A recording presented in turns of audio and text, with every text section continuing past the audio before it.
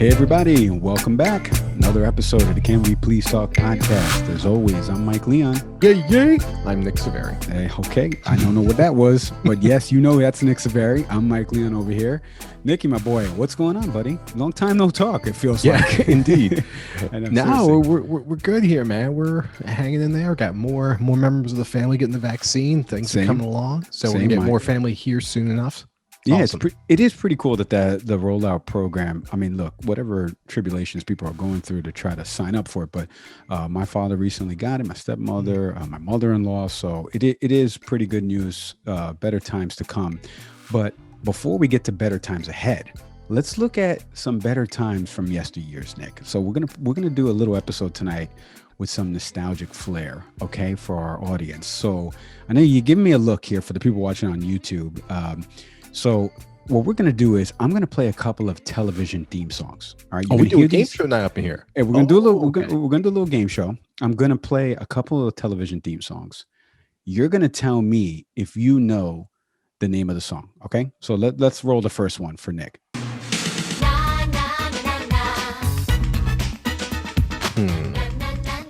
What do you got, Nick?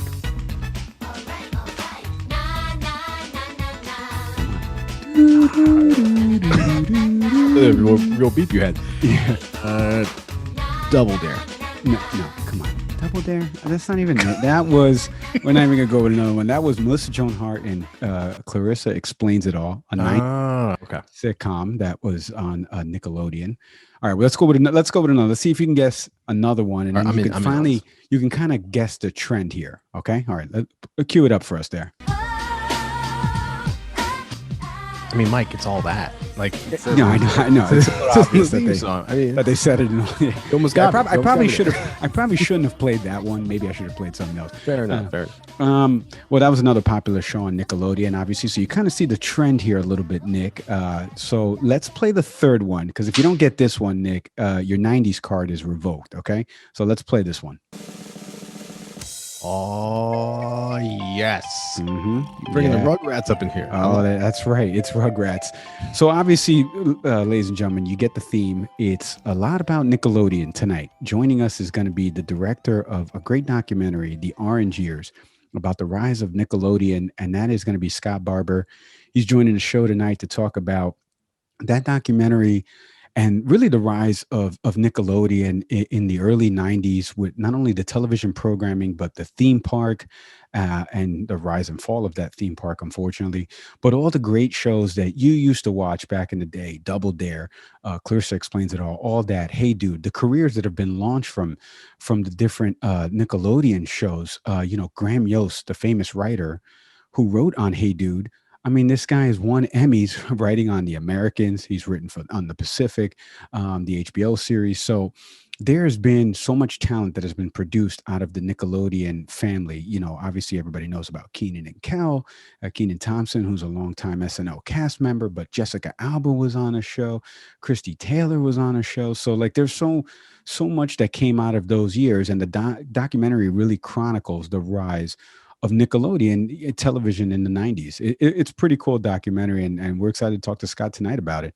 All right, Nick, as we talked about at the top, that we're going to bring it back a little bit with nostalgia, and joining us is the director of The Orange Years, that is Scott Barber. Scott, Mike Leon, Nick Saveri, thank you so much for hopping on with us tonight.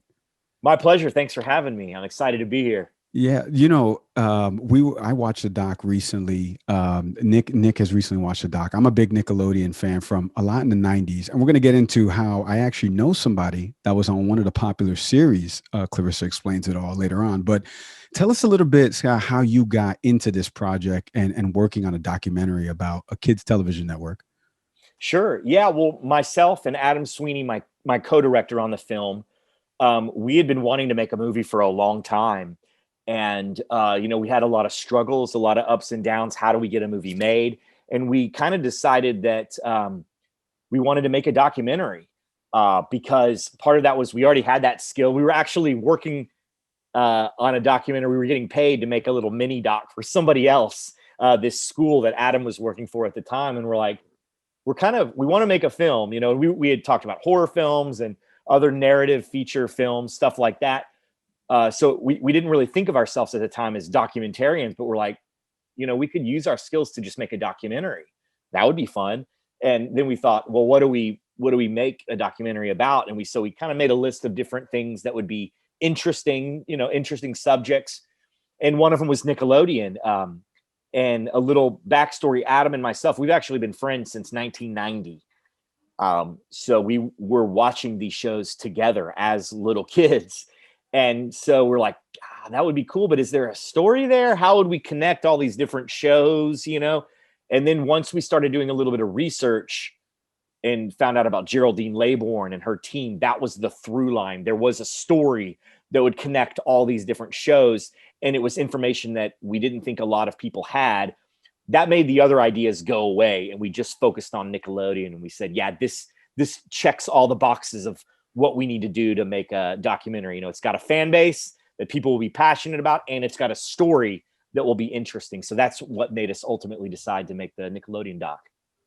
Scott, if you explain sort of the handoff from what PBS had taken off with Sesame Street to what Nickelodeon really brings on from 1979 onward, how would you explain that trajectory? Like, what does Nickelodeon bring in terms of sort of the evolution of children's programming? Yeah, that's a great question. And PBS was just something that was a little different. It was public broadcasting. It didn't rely on advertisers and things like that. And it's kind of important to. I had to do this multiple times making this documentary. Is you have to remember what it was like back then. Where cable was something nobody knew if cable would even last. There was the idea of a channel dedicated completely to children was not a thing that people thought would be viable. And when it first started, it wasn't really, when Nickelodeon first started, it was just something to add to cable. Like, oh, we got all these channels. Oh, and we do have something for the kids too that is educational. It wasn't actually marketed towards kids. It was marketed towards getting adults to buy cable because, hey, we do have this channel. And the early years of Nickelodeon that I think a lot of people, I certainly didn't remember, but I think we'll see in this documentary, they were trying to be a PBS clone. And PBS does what it does so well. There's a reason why Sesame Street is still on to this day, why Mr. Rogers was such a huge success. And they were just trying to kind of be that again, but you can't recreate it by being a clone of them. So I think that they kind of, instead of being educational, they were trying to more just give a place for kids to be themselves and something that would feel authentic for kids. You do learn something by watching Nickelodeon, but it wasn't as in your face as PBS. Like Sesame Street is, we were going to teach you your ABCs. We were going to teach you numbers. We're going to teach you. Whereas you learned lessons from Nickelodeon, it was more like life lessons and how to exist and how to deal with, your parents getting divorced or a friend moving away or somebody being different than you and that being okay and being accepting. So I think it kind of took the flag from them, from PBS, and just did something different with it. It's funny that you mentioned that because the evolution of Nickelodeon, I thought, was summarized in these two stories from the documentary. The first one was about the infancy of Double Dare and how popular that show became. But when they were first filming, they forgot to put one of the props in there, one of the flags, and one of the contestants loses, and it's like, we have to reshoot this because we can't do that. But then towards the end of the doc, you get Coolio, the famous rapper, smoking weed in the dressing room of Kenan and Kel for all that, or at least, maybe not in their dressing room, but at least, he's smoking weed. So it's like that evolution, where does that pivot go for a kids network? Can you just talk about some of these stories in the doc that kind of showed the full growth of how Nickelodeon really expanded past that point of being like educational television and just started to break into the mainstream?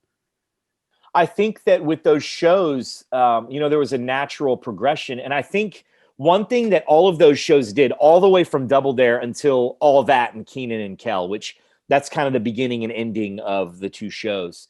Like you mentioned, Coolio being on All That. He was a guest. And for those that maybe don't remember, some people maybe don't know what All That is. I know most people probably do, but it was kind of like a Saturday Night Live, but for kids. even with and it had a musical guest on there the same way Saturday Night Live does.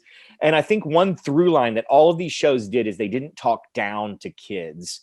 They let it be authentic. They treated them, within reason, like adults, And I think one thing that was so powerful about all that is, like you said, the musical guest was Coolio. It's not like we got to get Hanson, or a little kid band, TLC was on there, Usher was on there. Yeah, Snoop Dogg. Yeah.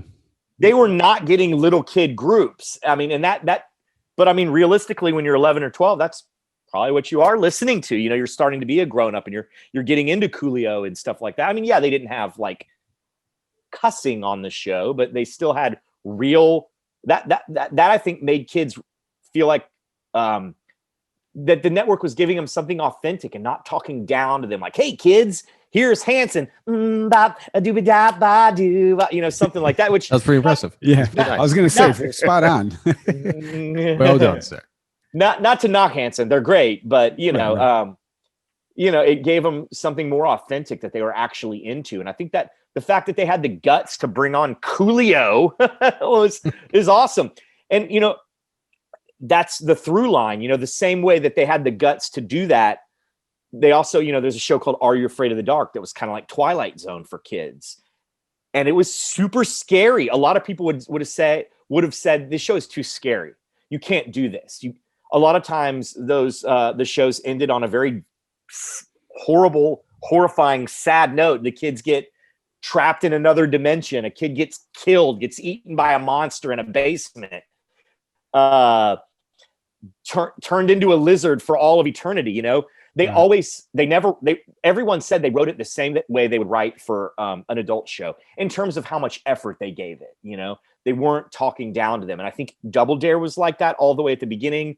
And then all the way at the end was also like that. And all the shows in between were like that. They did not talk down to kids. You mentioned Double Dare. Thinking about what Mark Summers' presence was, and Double Dare was the first show I remember with Nickelodeon, and like this game show element. But in the documentary, it talks about the significance of bringing him on to that show. Moving from the original host they had in mind. From just your work there, obviously Mark's in the documentary. What was his contribution to adding to the network's legitimacy and its growth to the audience? Yeah. And kind of to that same point, Double Dare helped shape what the network would be. All of these things that you saw throughout the 80s and 90s, which were not talking down to kids, giving them something authentic, giving them something real, being a little bit irreverent, being just dirty enough that you're like, oh, am I going to get in trouble for watching this, but not so dirty that it actually was, like stuff like that, like having Coolio on there. A lot of the jokes were, as an adult, you watch and you're like, whoa, that's a pretty naughty joke, but it wasn't in your face, And Double Dare was kind of like that too, especially for the time. There's a obstacle where you're digging up in a giant nose with snot coming out of it, There was some pretty gross stuff on there.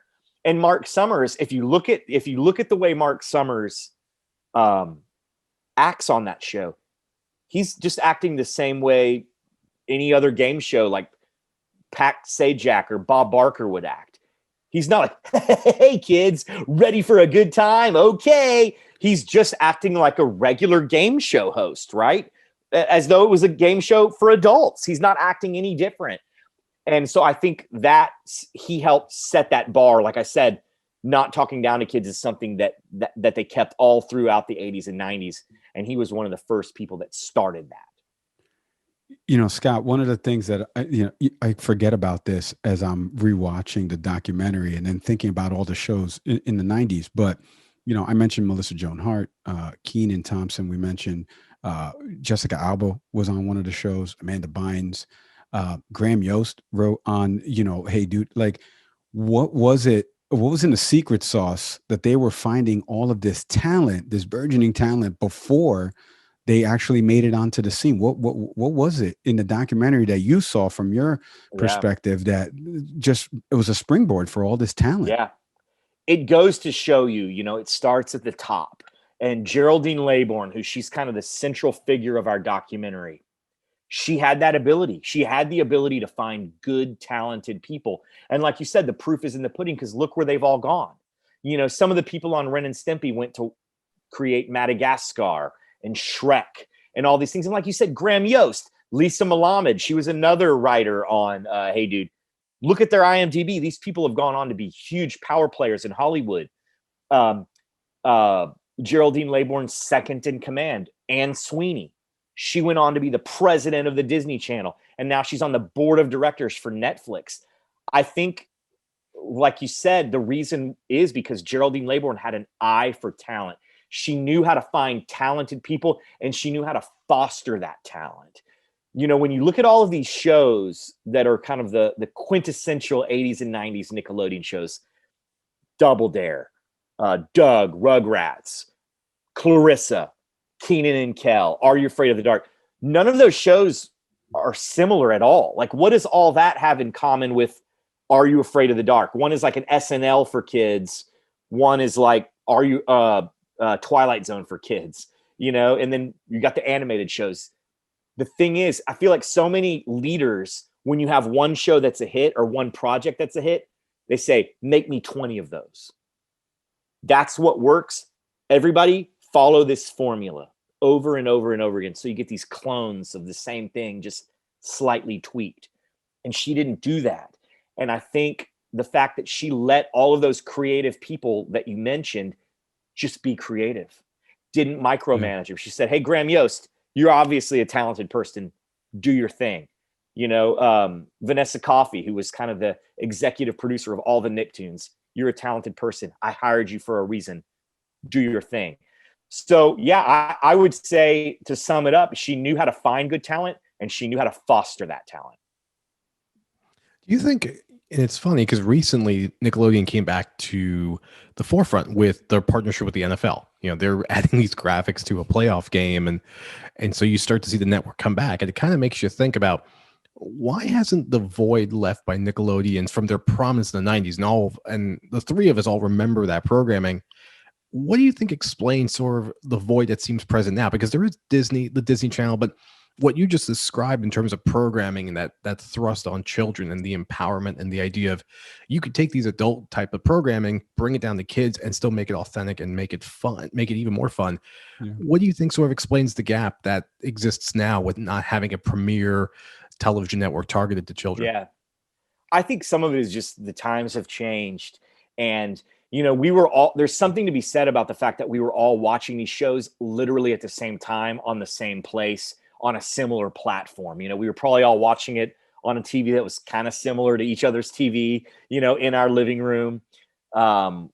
Snick, that was a big one. Saturday Night Nick, you wanted to watch that. Everyone, you're watching them on your couch while they're on their big orange couch. So then on Monday, when you went back to school, everyone was talking about what happened on Clarissa or Alex Mack or Are You Afraid of the Dark?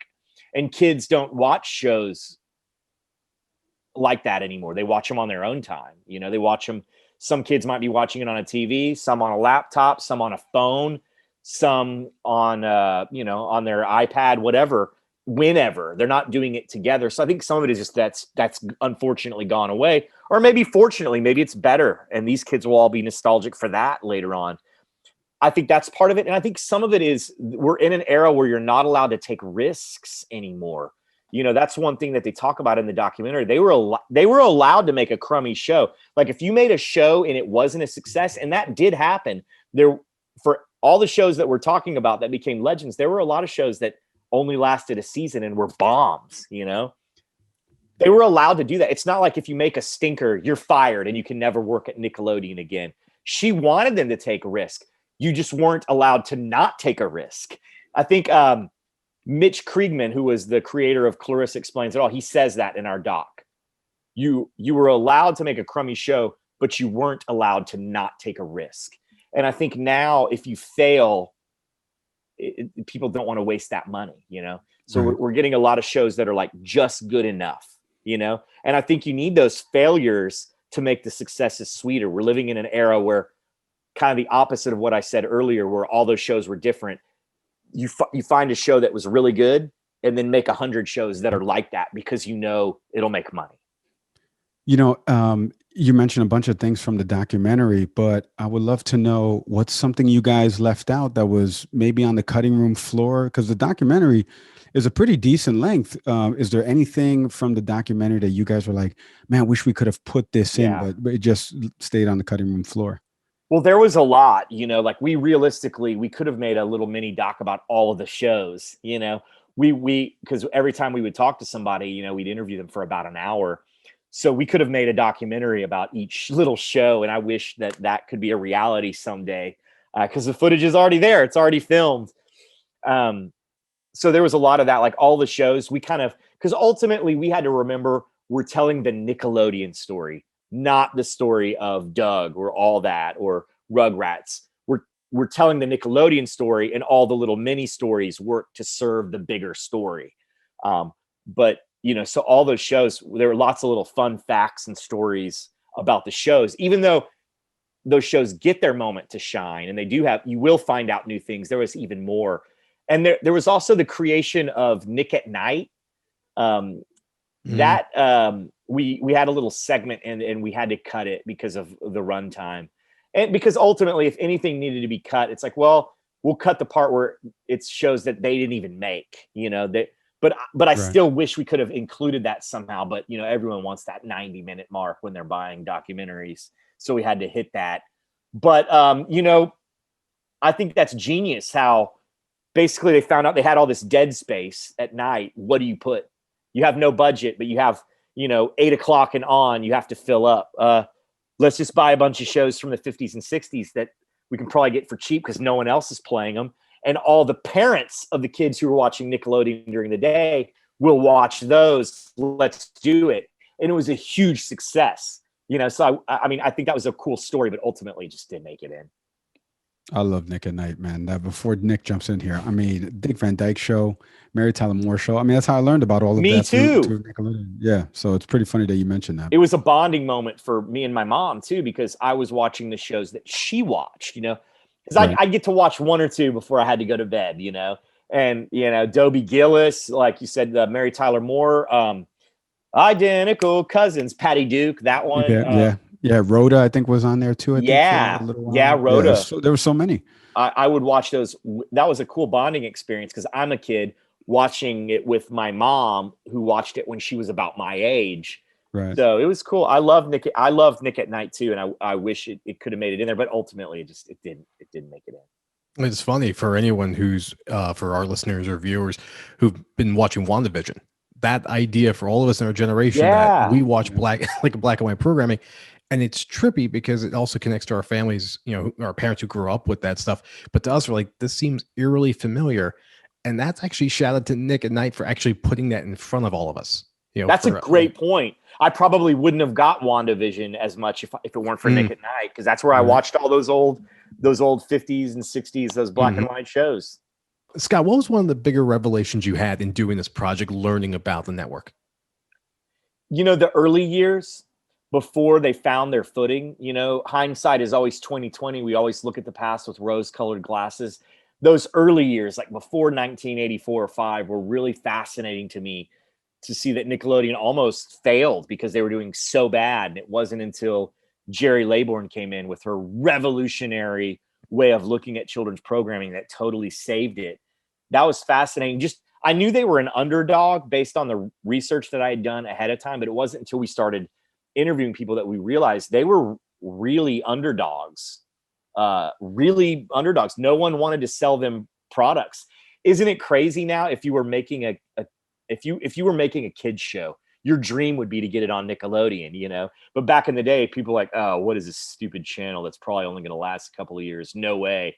They couldn't find anybody to sell them programming at all. That's why the early years of Nickelodeon, they weren't even making their own shows. They were licensing them from other places, and they had to go to other countries because no one in America would, would give them products. And that probably, looking back, had a profound effect on me, because I watched some of those French shows and shows from other countries. It broadened my horizons for sure.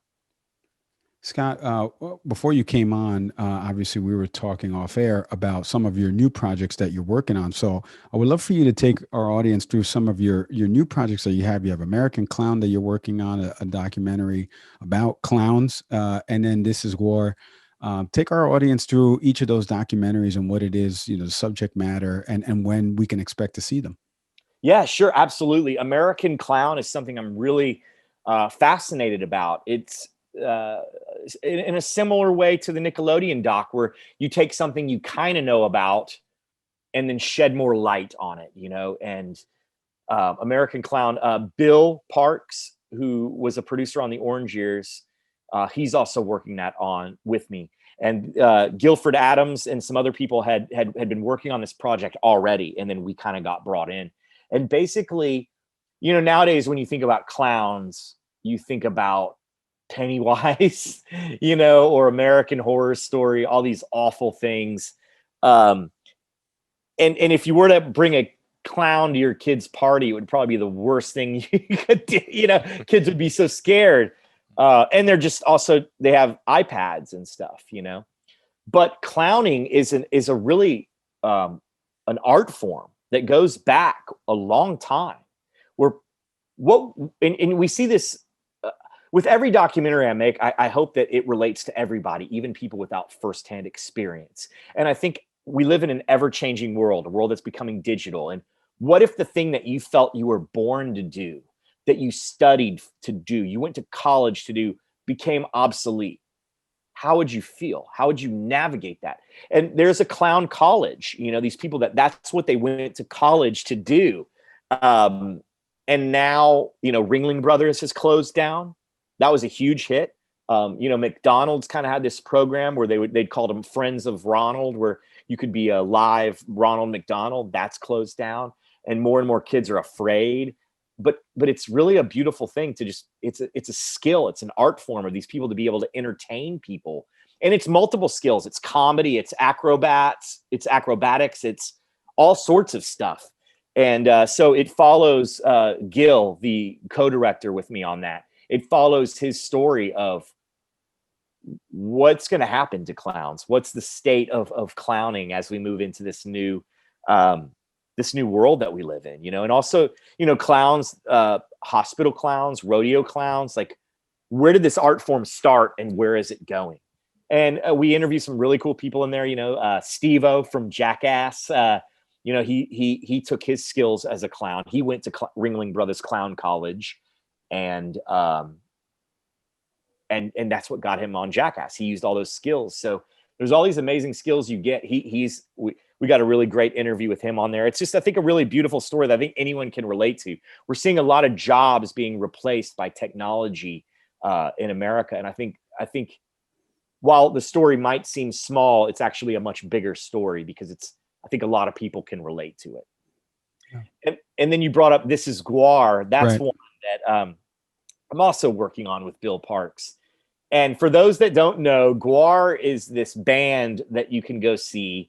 They're interplanetary barbarians who were banished to Earth millions of years ago. And they play heavy metal music, and chop people's heads off and spew blood and other bodily fluids all over the audience. It sounds crazy, but it's awesome. And they're just these really talented artists and musicians who are a lot more like Spinal Tap or something like that than, say, Slayer. They have a lot more in common with Monty Python or something like that than Metallica. And it's a really beautiful story about people that just made their art the way they wanted to make it for 3 decades now. And they've suffered incredible losses, and the music industry has changed 3 or 4 times, probably more like 5, 6, 10 times. And they've always stayed true to what they want to do. And I think we can all relate to that. Yeah, it's well said. We look forward to those documentaries because, as a fan of the Orange Years, and it just brought me back to my childhood in the 90s, watching it with my wife. We're both laughing and remembering some of these shows and moments from these shows. So we really appreciate that, Doc. We look forward to American Clown and This Is War. Scott Barber, thank you so much for being on the show with us tonight. We really appreciate it. Yeah, my pleasure. Thanks for having me. This has been a blast. All right, that was Scott Barber. Like we mentioned, The Orange Years. You can check out the documentary. It's available everywhere: iTunes, Amazon. Just check it out. Vudu, Fandango, all those places, about the rise to prominence of Nickelodeon and children's programming in the 80s, 90s.